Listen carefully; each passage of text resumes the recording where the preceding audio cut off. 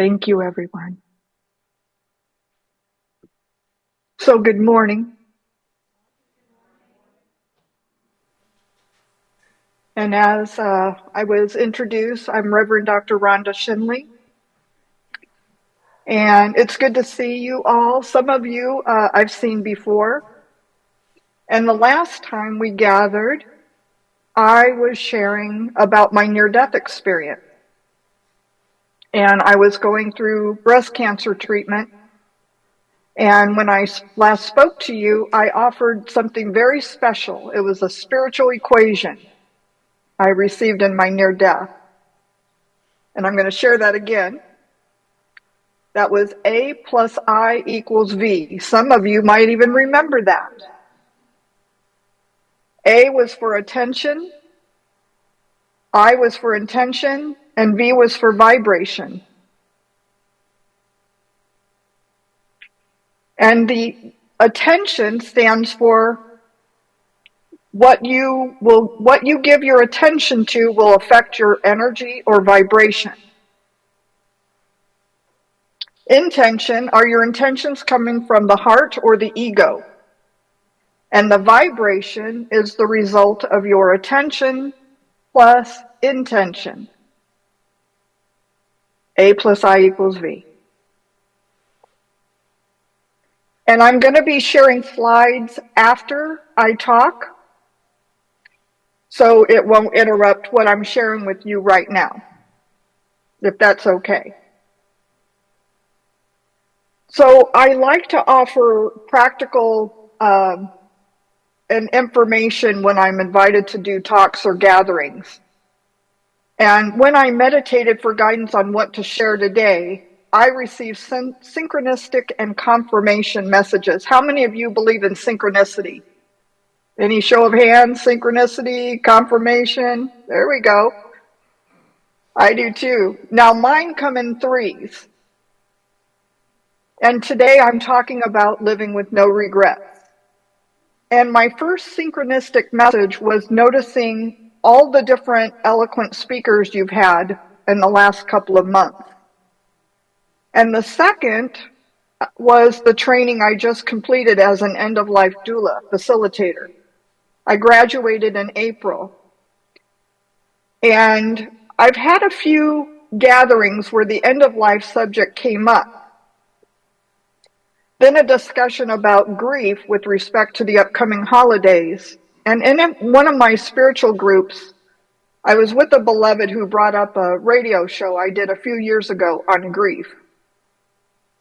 They asked me to kind of remind them of what ideas I shared.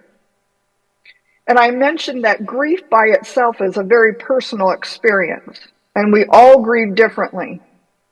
Much like each of our families have our own customs, traditions, and cultures. However, one thing that I believe that connects us is the love for our family and friends.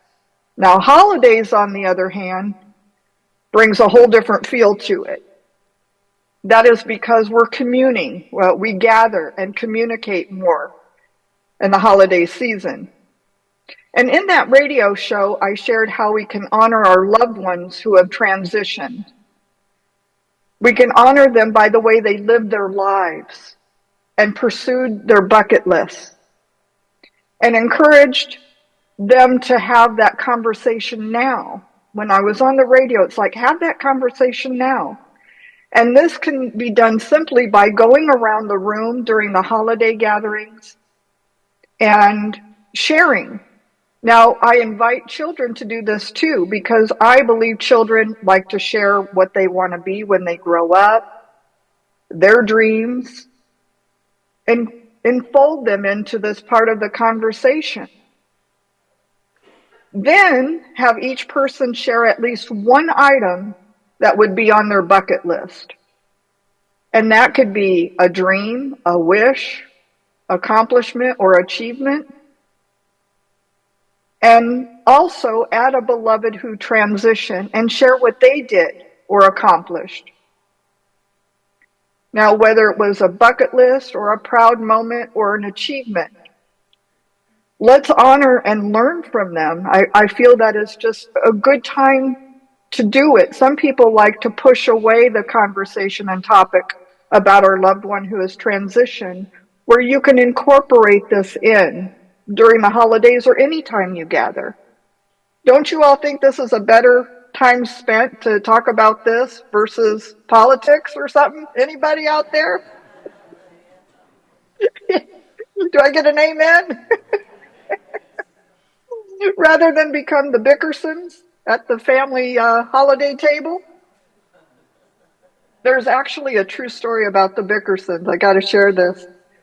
My husband and I heard about a real couple, and that was their nickname, the Bickersons. And we went to a conference one time and got in the elevator, and we were listening to this couple just bicker back and forth over silly stuff like how much salt and pepper to put on their food. And when we got off the elevator, we both realized we pretty much had met the Bickersons in the elevator. And in a way that's kind of sad when you think about it, that people can't agree on anything, and so they bicker. Well, at that same conference, it was confirmed that they were the Bickersons because our event host said, "Now, ladies and gentlemen, I want to introduce to you the Bickersons, and here they come." And we thought, okay, now we met the Bickersons. And I'm using this example on purpose because it gives a good reason to open up a positive dialogue with the family. That's the first reason. Instead of bickering, this opens up a great positive dialogue with the family. The second reason, our loved ones would know what our wishes are so that they can cheer us on and support us. And third, in the event, God forbid, something happens to any one of us, our family and friends will know what our bucket list is. And I will share some examples in a moment, but know that living with no regrets by way of our bucket list is an inspiring way to live our spiritual life journey. And this happens to be some fundamentals and foundations of being an end-of-life doula. The end-of-life doula is one who facilitates the conversation now. We encourage this talk way before it's ever needed. And that's one of the misconceptions, is that you get an end-of-life doula when it's that time. And we're trying to encourage people to start now, way before you ever need a doula. And there's a wonderful and powerful true example. There was a mom who lost her 21-year-old daughter, Christina Chesterman, to a drunk driver. And soon after Christina's passing, the mother went into her daughter's apartment and found her school books on a desk and opened up one of her binders. She saw this piece of paper folded up. She removed it and opened it and noticed what she was reading actually was her daughter's bucket list. One of the items on her bucket list was, "I want to save someone's life." That is because she wanted to become a nurse and save people's lives. Christina happened to have been an organ donor, and her wish of saving someone's life was granted by someone receiving her heart. In fact, it was 5 people's lives she saved with being an organ donor.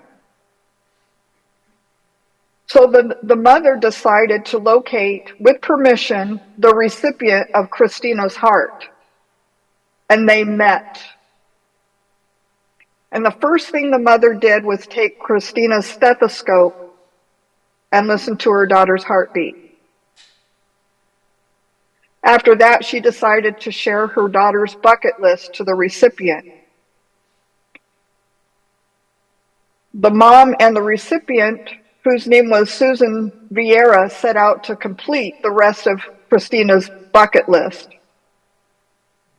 And some of those were ride first class on an airplane, ride a hot air balloon, and tour Niagara Falls. I don't know about you all, but I can only imagine how this may have brought some comfort or solace to Christina's family, because one, they found her bucket list and went and completed with the heart recipient.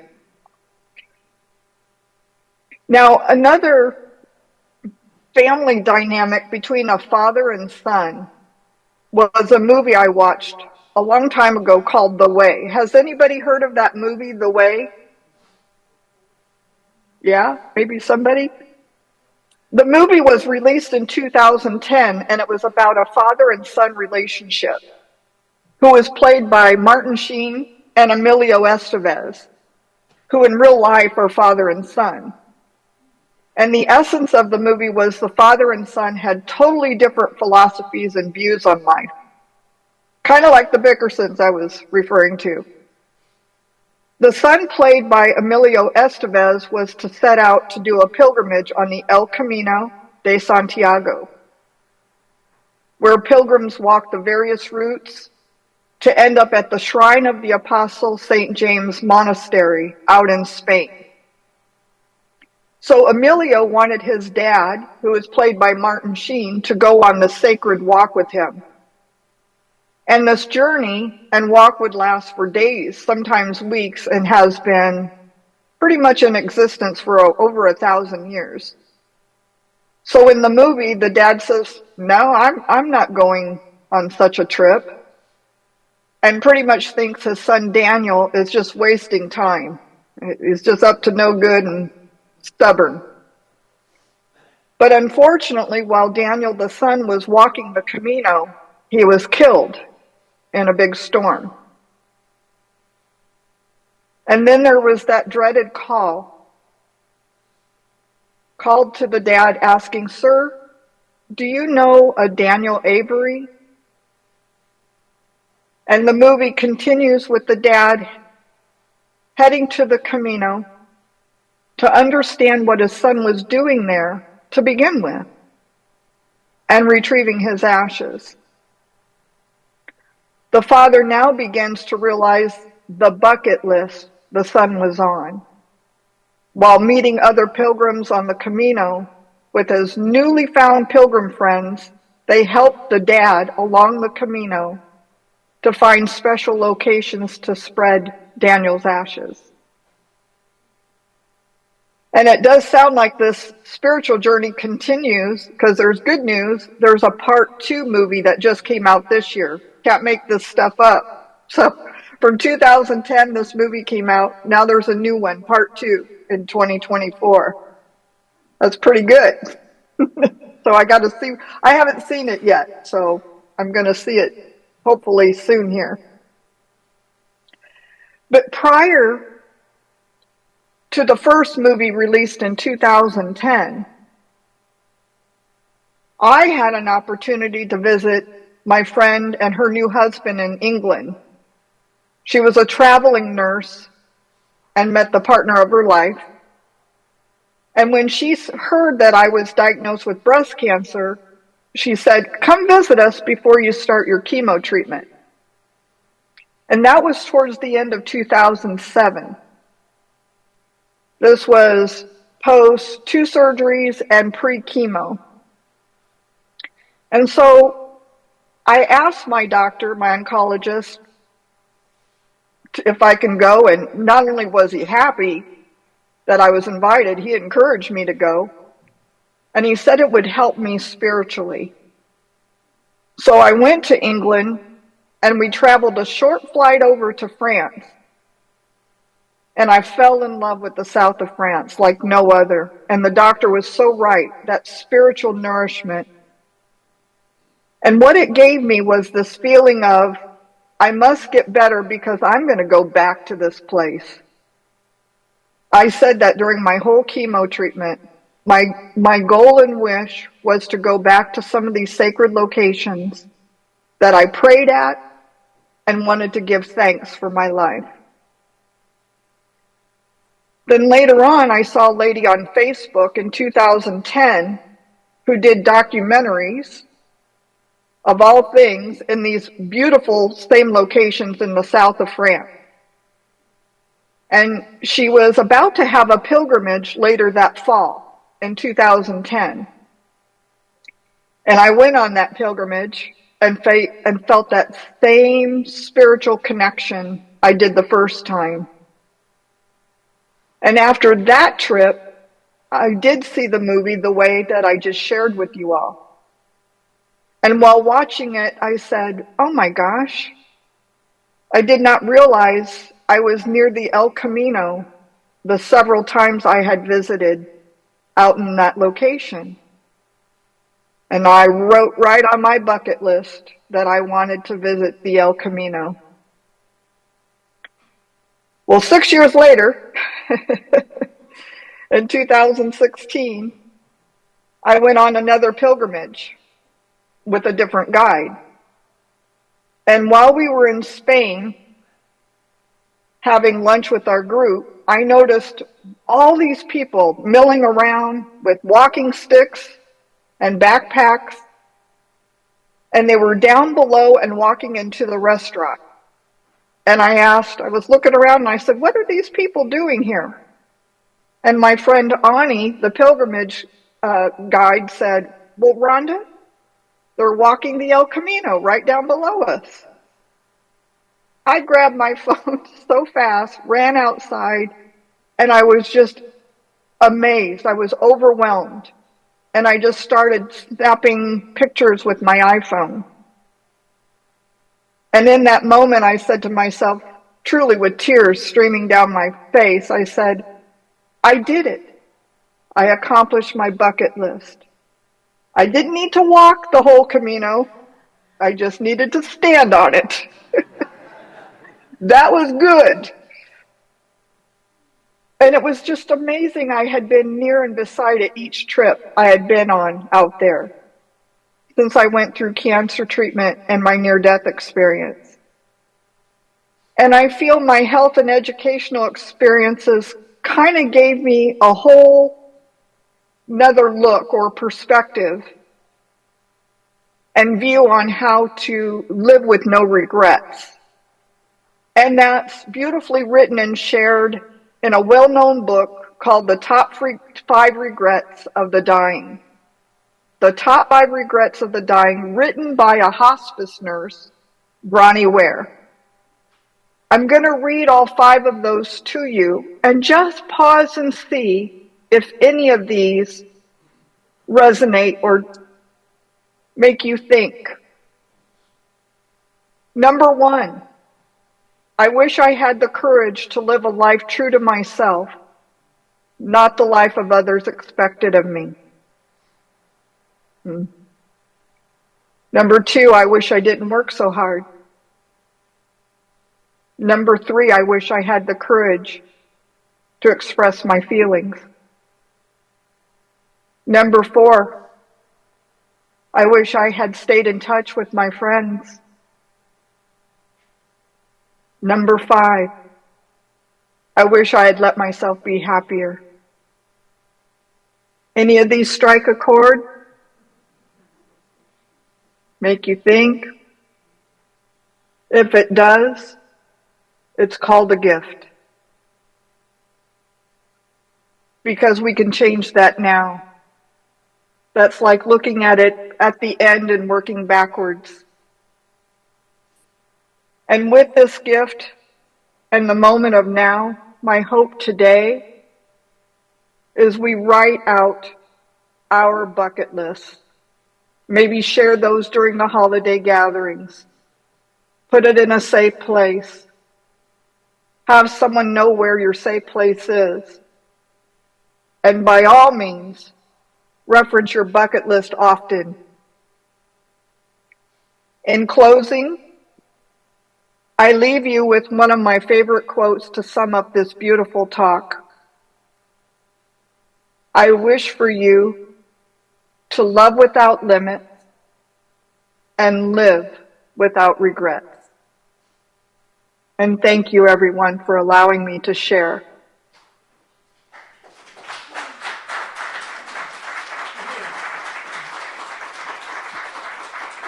And I can show the slideshow if you want me to. Did you say? Okay.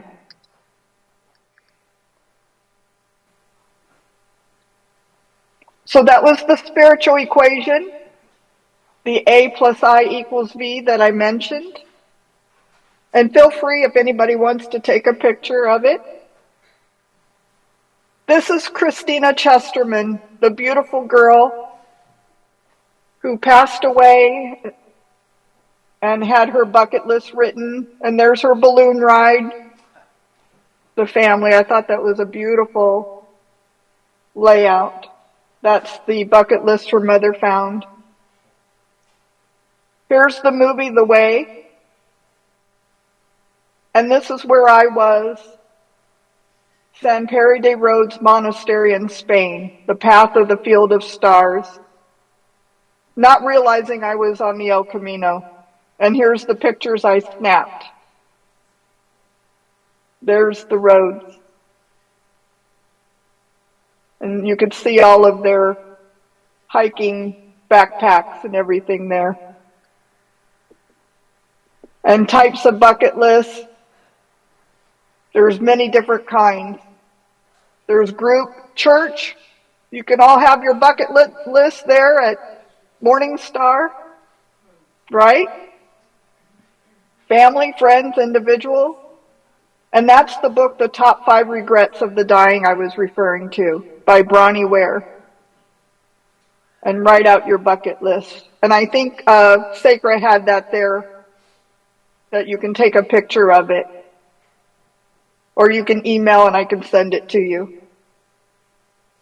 Live with no regrets and love without limits. There you go.